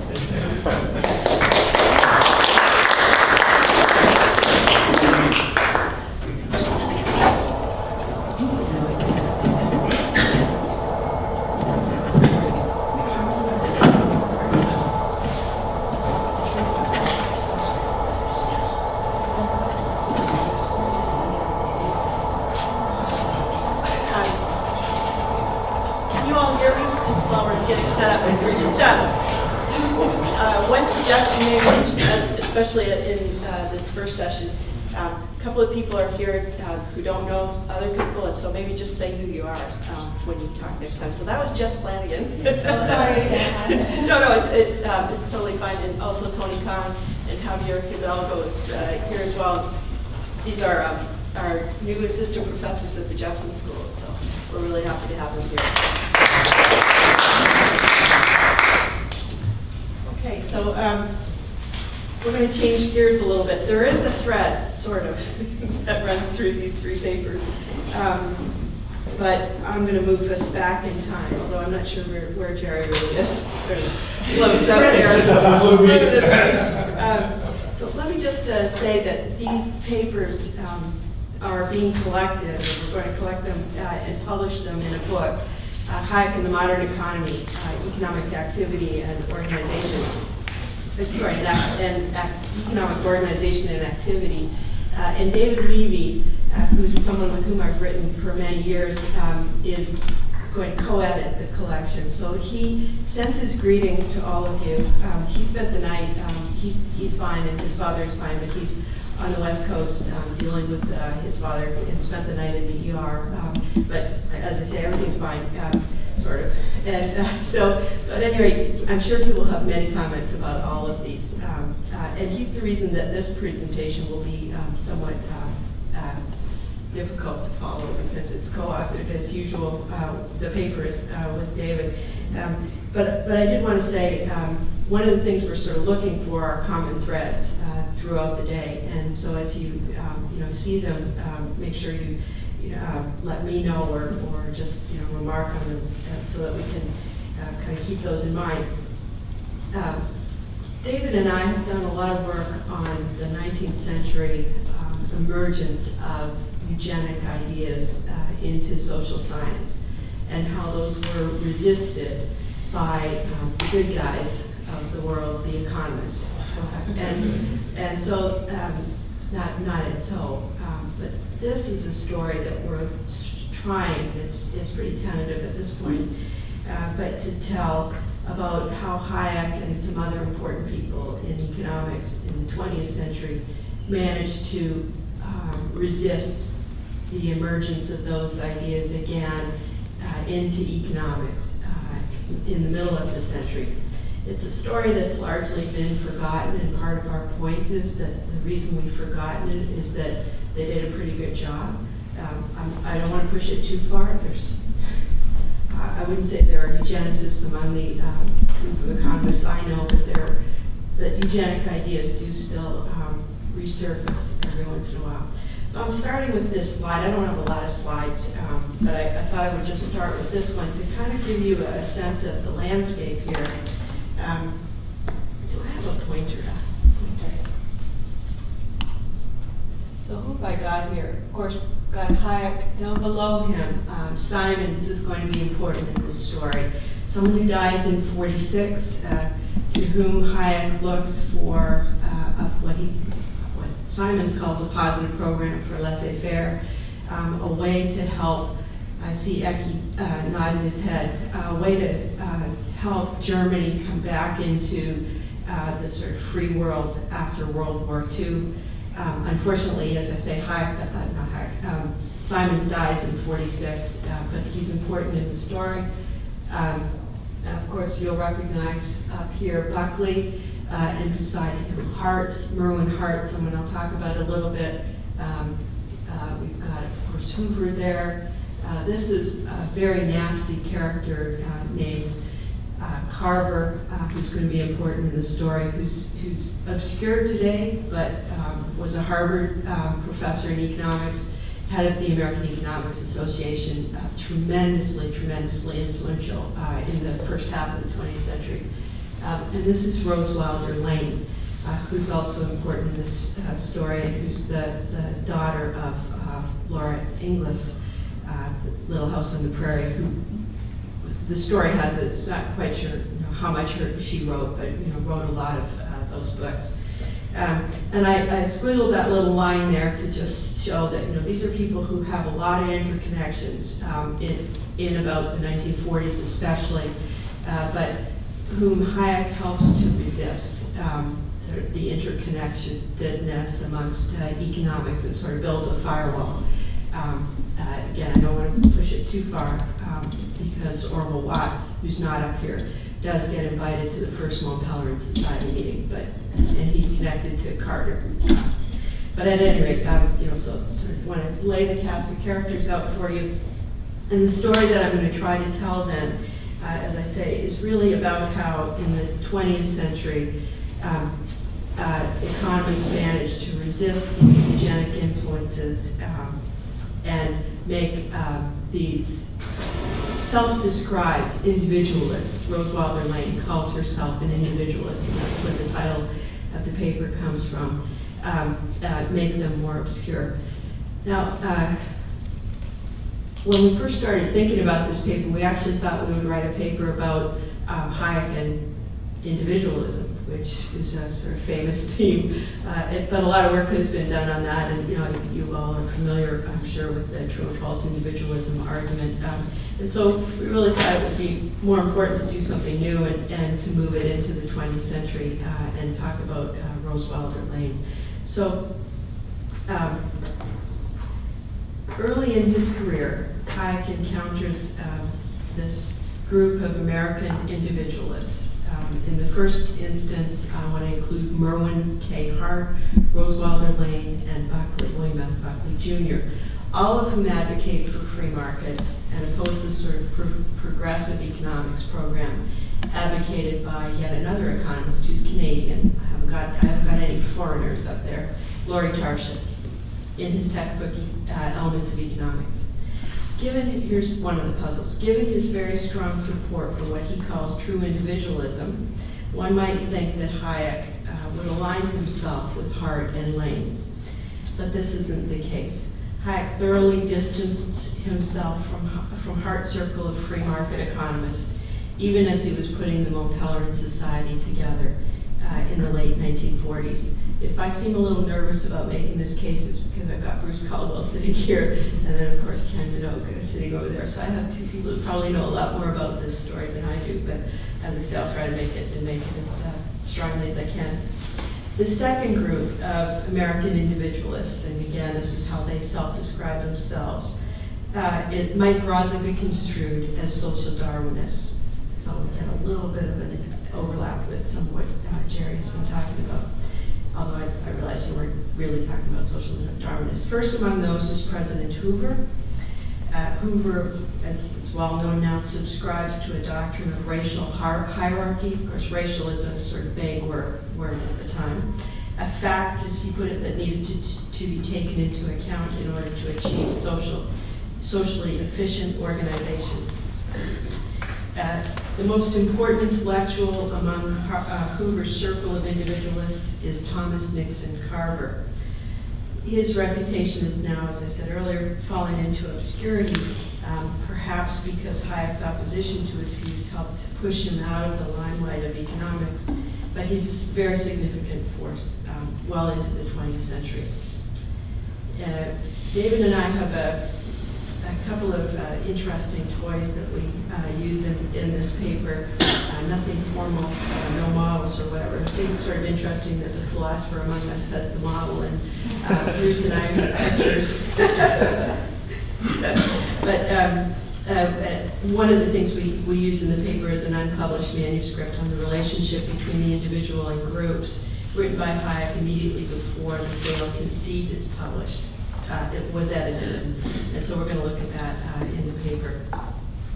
In that, Hayek argues that innate tendencies lead to equality of outcomes in these very small groups, that altruism, tendency to altruism, but the morals of honesty and fair dealing replace, and reciprocity, of course, emerge in larger groups with non-unitary goals. That position puts Hayek in opposition to those who argued for the hierarchy of groups based on purported, biologically determined characteristics. So I'm going to start in a little more detail with Hart. That's the basic story. And now, as I say, more detail. I want to make sure I leave some time at the end, so I may cut what I say somewhat short. Hayek interacted and ultimately rejected a circle of free market ideology that surrounded Merwin K. Hart. Hart is central to the individualist movement in large measure because he controls resources. He is though he's part of the individualist movement, he separates it after the MPS comes to dominate and to replace his individualism with some variation on liberalism. One of his vehicles is the review of books, the National Economic Council's review of books. And that changed the direction of economics well into the 20th century. Why did it? Because, I won't point, but because Rose Wilder Lane's review of Laurie Tarshiss's Elements of Economics essentially drives that book out of the competitive spectrum of economics textbooks and gave Paul Samuelson, and there was actually a campaign to make this happen, Paul Samuelson's Economics, a de facto monopoly of textbooks explicating economic theory.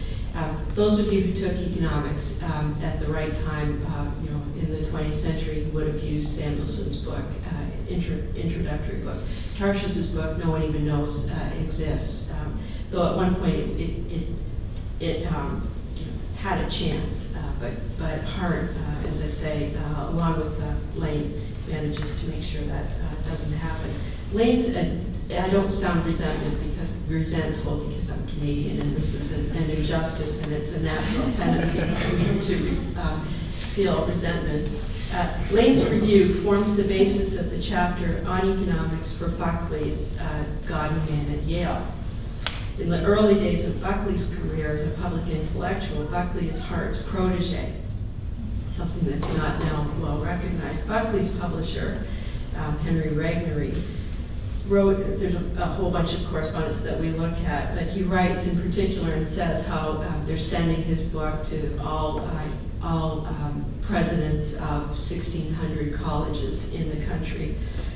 They're subsidizing the price at which it's sold, and so on. Buckley responds, I just wanted to read a couple of, I won't read a lot of that correspondence, but responds to Hart. Hart writes him and says, hey, Bill, we're sending this to 1,600 college presidents, 1,800, sorry. Buckley responds, Dear Mr. Hart, how terribly, you can hear him, how terribly gratifying to learn that you have again been so kind to promote the circulation of my book. It's especially heartening to know that you yourselves think highly of it. I wasn't a bit surprised by the reviews, evasive and dishonest though they've been. Again, my heartiest thanks for volunteering to distribute the book. I so wish we could have gotten it out cheaper. As it is, it was due to sell for $6.50 until Brent, that's Brent Bozell, and I sacrificed our royalties on the first 6,000 copies in order to bring the price down. As far as we know, Buckley never discusses his early relationship with Hart, and eventually they no longer corresponds. Hayek first encounters these individualists when the first reviewer for the review of books, Albert Nock, reviews his Road to Serfdom, and he immediately puts it in a Spencerian context, something that I think Jerry and I would both agree is incorrect. Nock's successor, Rose Lane, as I said earlier, reviews Tarshiss's elements and basically removes it from the landscape of economics textbooks. Hayek is then invited to provide a blurb for Buckley's God-Man at Yale, and he declines to do so in a letter that lets one see that he disagrees with Buckley. I'm afraid anything friendly I could say about Buckley's book would have to be hedged about by so many qualifications that it would be useless for your purposes. I wish I could, as I almost wanted when I read it, make it the occasion for some discussion of academic freedom, of course, which is a theme in the book. But again, there are more urgent priorities. I'm trying to figure out what's the source of the disagreement. Why wouldn't he write this blurb? One of Buckley's targets is central to Hayek's hopes for economic reform after the war, Henry Simons.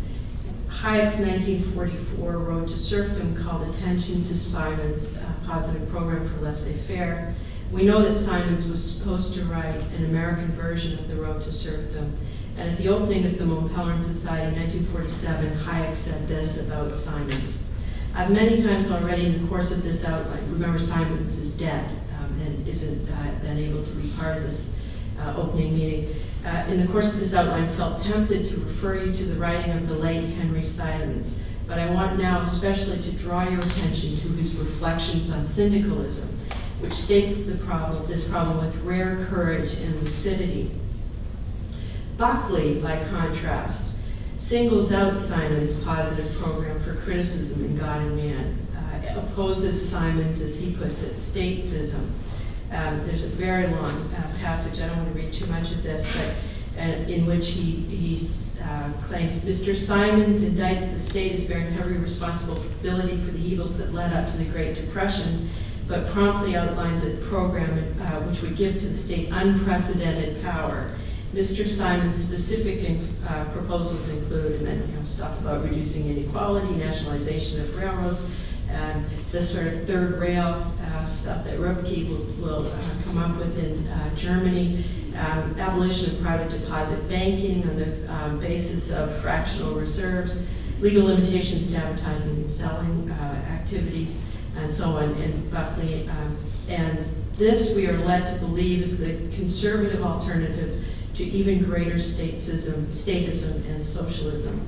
So it seems fair, at least as we're trying to kind of parse this out, David and I think that you can distinguish between the liberalism that Hayek is reviving and promoting in America and hoping to promote in the Reconstruction in Europe, and American, quote, individualism, on the basis of their willingness to consider, perhaps to embrace, reforms that would enlarge the sphere for the state, especially the German state relative to the U.S.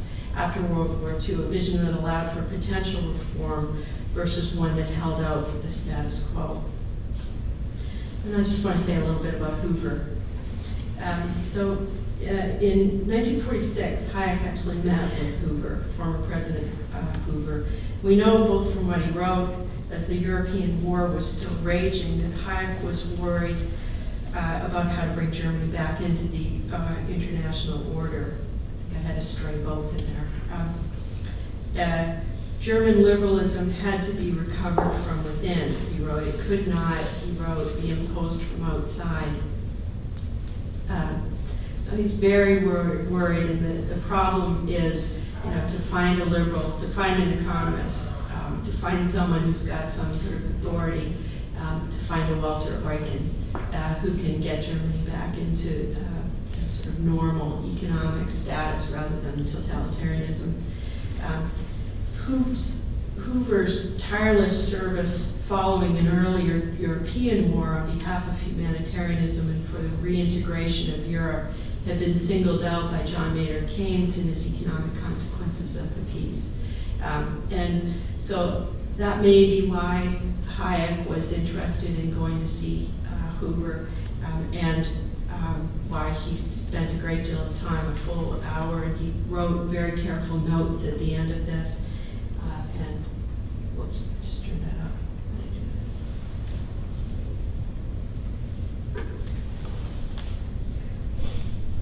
up. And there's a slide of at least part of the letter or the set of notes that he writes when he comes back from that interview with Hoover.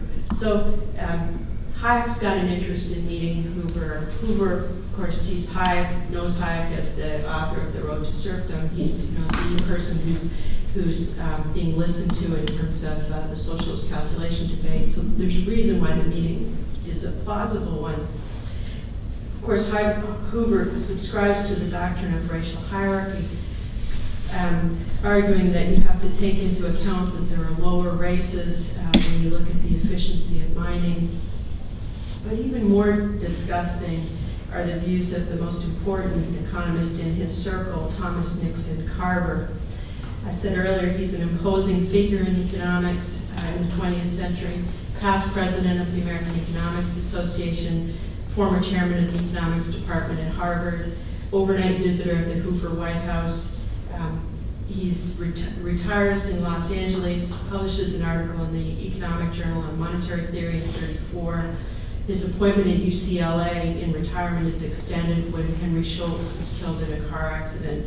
So he's just an incredible, mover and shaker. We should know his name, but we don't. And it's sort of an interesting puzzle.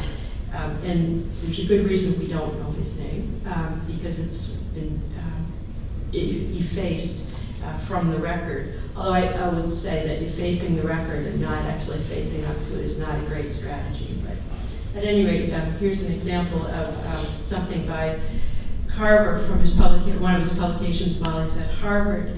If you do a search on moron or extermination, you'll bring up a number of his publications. He writes about the dangers associated with the multiplication of the feeble-minded. That's a stock phrase at the time. Like Carver, and this is something that brings him into conflict with Rose Wilder Lane, like Carlyle, Thomas Carlyle, in the 19th century. Carver, and as I say, this is something that Lane opposes, claims that popular ideas and majority voting fail to carry much weight. Popular will is useless as a means by which reform is to occur. Carver's scholarship endorses, but he talks about the fool-killing property of vice. And this is a 19th century eugenic theme as well. People who are at the bottom of the racial hierarchy tend to drink too much, and so they might, have a car accident and kill themselves off. But it's not very precise. And so what Carver writes about is how one might, using public policy, improve upon the results of the fool-killing properties of vice. And that little chart there is just an example of how you might use eugenics on the right-hand side there in order to, as I say, improve on the average well-being. So if you were to rank all human beings in some sort of order, 10 through 1, you can come up with an average quality for us, and then vice, the middle column, will tend to sort of pick off the bottom part of the distribution, but it won't do so very precisely. So some really smart professor goes out and drinks some beer at Econ when they're having dinner and gets in a car accident, and there goes a 9, for instance. And so that's our middle column. And we don't get much improvement in average quality for a lot of extra misery. So instead, what we should do is move more precisely and lop off the bottom part of the distribution using eugenics. Now, the point I want to make is in 1944, Hofstadter's Social Darwinism in America demonstrates the pervasiveness of thinking of this sort about biological hierarchy in American intellectual thought early in the century, and makes the case that social science is riddled with this sort of thinking, and that it's an important part of free market thinking at the time. Fast forward to 2009, the papers collected by Murawski, and however you say his co-author's name, Phil Murawski's very good collection. There's no mention of social Darwinism in that book. So it's as if the episode never existed. It's as if intellectuals were never social Darwinists. And one of the points that David and I are trying to make is that economists, including Hayek, are in large measure responsible for the relative obscurity today. They distance themselves, they rid themselves of these races. And I think that's a good thing. So just one very quick word about a story about the manuscript and what we have heard about producing the fatal conceit. And I'll look to the audience to let me know if this seems accurate and plausible to you. So several years ago, we heard James Buchanan, Jim, tell a story about the production of the fatal conceit, in which Buchanan said that when that manuscript of that book was shown to some of the surviving elders from the early Mont Pelerin Society, so Buchanan and some others, it was seen as being tinged with social Darwinism, and that having earlier on very deliberately distanced himself from this sort of thinking, making sure that Nixon didn't get into the Mont Pelerin Society, for instance, and so on. That Hayek agreed to have that book edited, the manuscript edited, and then of course we know it was taken over by Bartlett. And so one of the things we're thinking is that, or trying to find out is, how plausible is that story? I mean, we think, Jim said it as though it's a fact. We think it really took place. We don't know that the original, in fact, Jim didn't know that the original manuscript exists anymore, like the one that he showed to these founding fathers.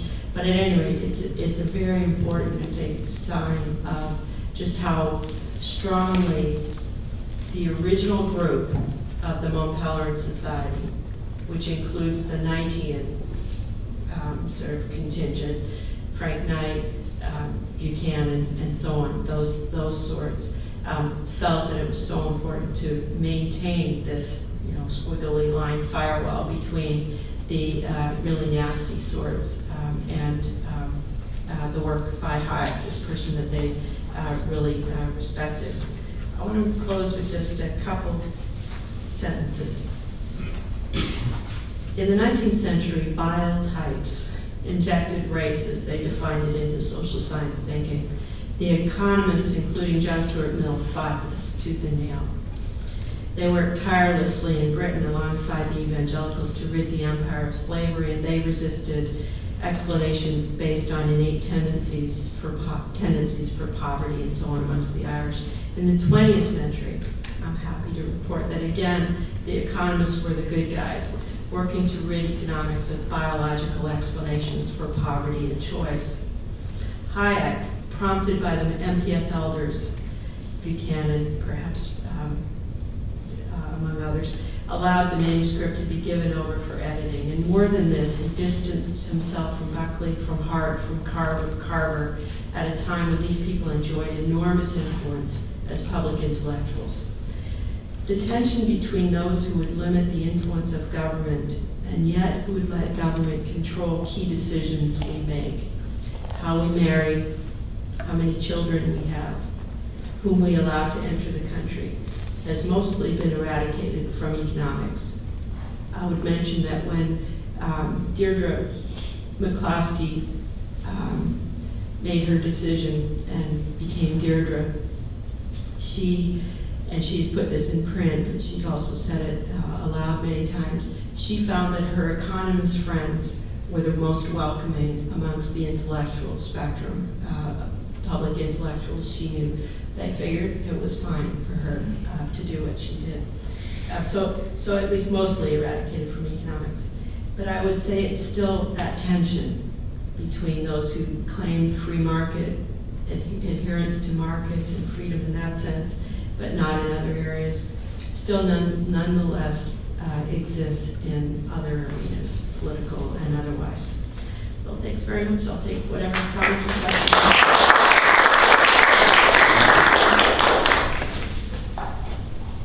Yeah, Chairman. I feel uncomfortable saying this, especially since you use the word Bible so often, but I'm sort of unhappy with using the word, the category of social Darwinism as if it's a nicely uniform group. Yeah. We have everything from Southern to Malthusian. And most of Southern arguments are not terribly out of line with all sorts of Malthusian thought in the 19th century. And then you have geneticists coming in, and then Darwin takes a different turn. So, I mean, I kind of worry because, when Hofstadter used that, it's a very blanket term to criticize everything from eugenicists to Malthusians and all sorts of other stuff that's going on. Yeah, thanks. That's totally, it's a very good comment. First, I would say Malthus is worried about quantity and does not talk about quality. So right there, you've got a really important, you can think about numbers of people, but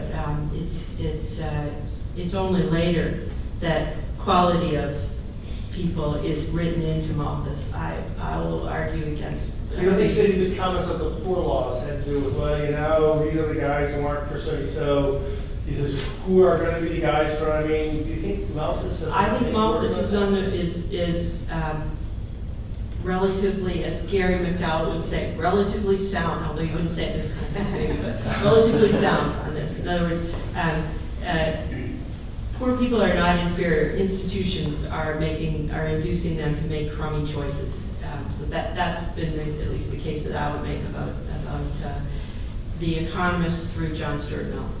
And then notions of biologically determined inferiority get into social science, anthropology, political, sociological, and economic thinking. But you're right that not all social Darwinism is the same.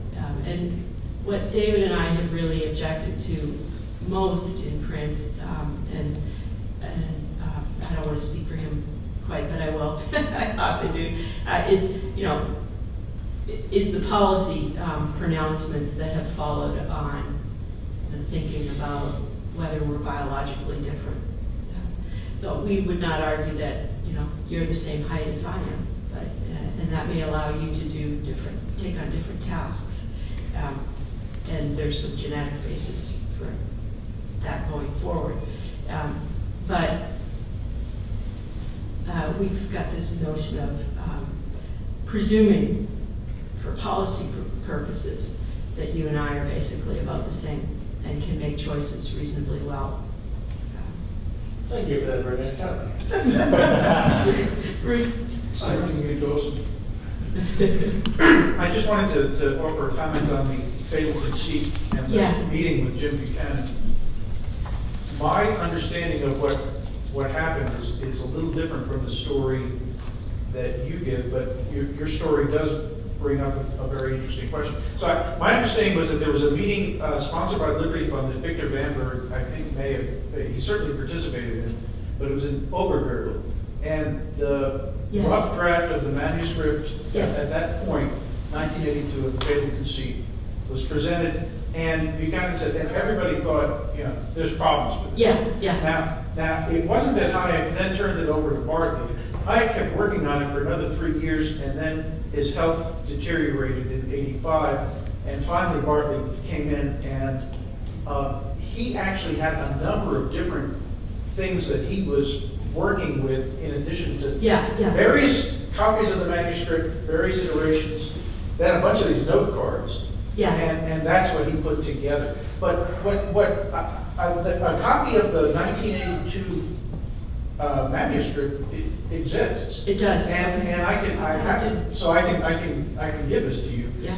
And my question was, what prompted Buchanan's reaction that there were social Darwinist elements in it? Because that didn't so much strike me. He did talk about population, that what will happen if you move to socialism is that there'll be a huge drop in the size of population, and I think Buchanan certainly reacted against using population as a marker for a successful economic system, population growth. But I think there's a lot of things that are interesting and strange about the Fatal Conceit as it ultimately was produced. But I think it would be good for you guys as you go with this paper. Yeah. Take a look at the original version and We will. see if you can identify something. Yeah. Just throw that out.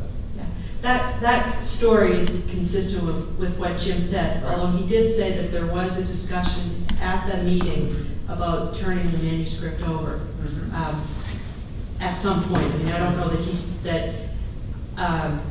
it was agreed it would be turned over right away, but at least the way Jim tells the story, Hayek was pressed, and he agreed that this would not be published without some editing, serious editing. Is that consistent with your? I'd actually have to look at, I think we can identify exactly when Bartley signed off. Yeah. And I'm not sure Bartley was even involved at that point. Yeah, no, I don't think, well, his name was not mentioned in Right. the story that I've told, Okay. that I've heard told. Yeah. Anything else, Ken?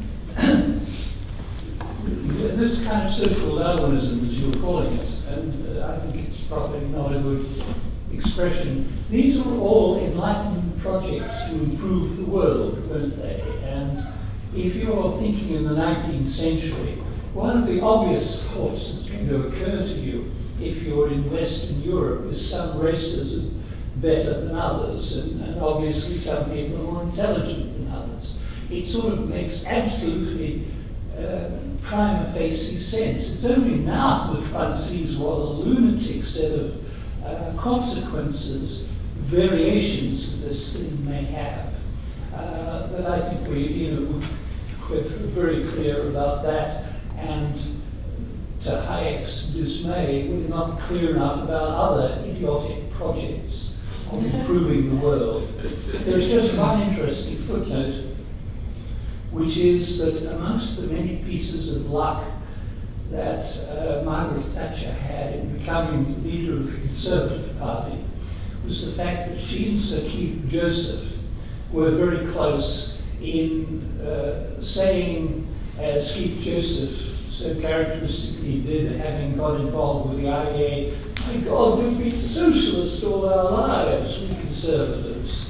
And they both took up this idea, and he was the standard bearer for free market conservatism. And he then, a bit like Enoch Powell, he made a speech somewhere.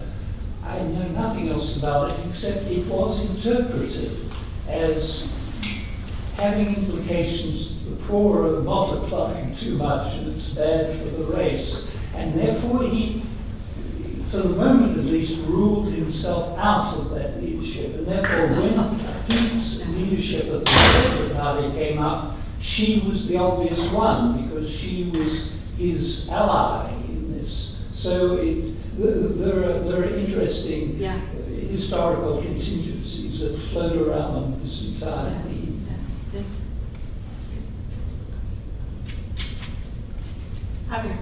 Yeah, I was just wondering, maybe I missed this. What exactly were Hayek's explicit reasons for rejecting all of this eugenics kind of project? I wonder, you talked about what he did and what he did because of that. Well, I wonder if he ever explicitly discussed it or explicitly really engaged with it. Yeah, that's a good question. So,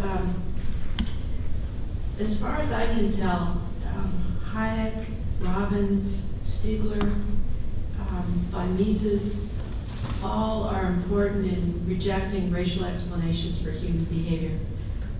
Racial as they've been used by the eugenicists earlier in the century, and revive, when they revive this sort of homo economicus notion, it's a notion that people are people are people.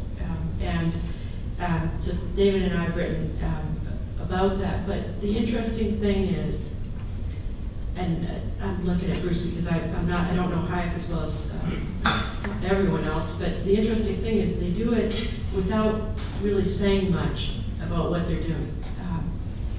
So Robbins has a piece in which he writes about whether people are the same or not. And he does allude to knowing about Carlyle and so on in the 19th century, but he said very little.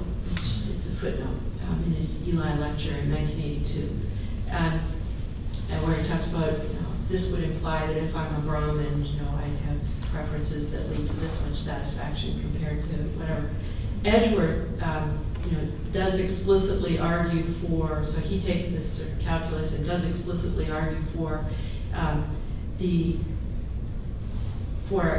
if people are different and we do a utilitarian calculus and sum up the social welfare function, we could actually be adding people in whose net pleasure is negative, and so we need to move them out of the society. It's in his major works. But when the reaction comes, it's not, they don't say, well, we're doing this in response to Edgeworth or in response to Thomas Carlyle or any of the people in between those, but simply, we want to just put tastes out there as tastes, go back to homo economicus and revive this notion that that people are all the same. Emily. I would just add one thing to that. I think Mises might be very important in this story in that he wrote extensively about why we as economists should adopt these types of ways of modeling individuals and dealing with all of the arguments that were floating around, I think, in the German language community at the time when he then brings that over. And so, I think that Hayek would have been very, very aware that Mises had gone at length at making these arguments elsewhere, so that might kind of play a part as to why he... Yeah, so we've said, there's early Austrian, not 19th century, but, Mises, LSE, and Chicago. That's where the homo economicus revival takes place. And then once it comes back, it's just, that's the way we do economics. And Samuelson does economics that way and so on. And so it becomes the standard for economic analysis through the second half of the century. So much so that people simply don't know that there's this episode that's about 80 years long in which actually choices were seen to be innately determined and rankable in terms of, the lousy mistakes that we systematically make and so on. So the marginal revolution that Bruce alluded to earlier, 1870 roughly, so we've got Menger, Jevons, later Marshall. Jevons and Marshall in particular are writing about how Irish people are making stupid choices and having too many children because they're Irish. And I mean, Jevons is pretty good on it in the sense that he's not a eugenicist, but there's a racial element there. Whereas Mill, before him, says Irish people are poor because the system of landholding is totally screwed up, and until we get the incentives right, they're not going to be rich. They'll be England's problem, but it's an institutional failing. So Homo economicus comes back in, mid-century, and the interesting thing to go back to Peter's earlier paper is sympathy doesn't come back in to economics. So we sort of go back to 19th century roots and Smithian roots really before that in terms of looking at people and the sort of moral foundations of how people act. But there's no, Stigler doesn't talk about sympathy, doesn't get language, doesn't, whatever, in Adam Smith. But there was no, just one last word, no one formally confronted eugenics in economic circles, though Robbins knows it's there. I don't know if Stigler really knew it was there, but surely Knight knew it was there. I think that's been a problem. David and I once did a session at the ASSAs in which we were asked to remove the word eugenics from the session title. It was accepted conditional on saying something other than eugenics. So, a little strange. And we've had referee reports that say, well, we all know this, but we shouldn't talk about it. That's a paraphrase. But anyway, it's an interesting episode. Thanks very much.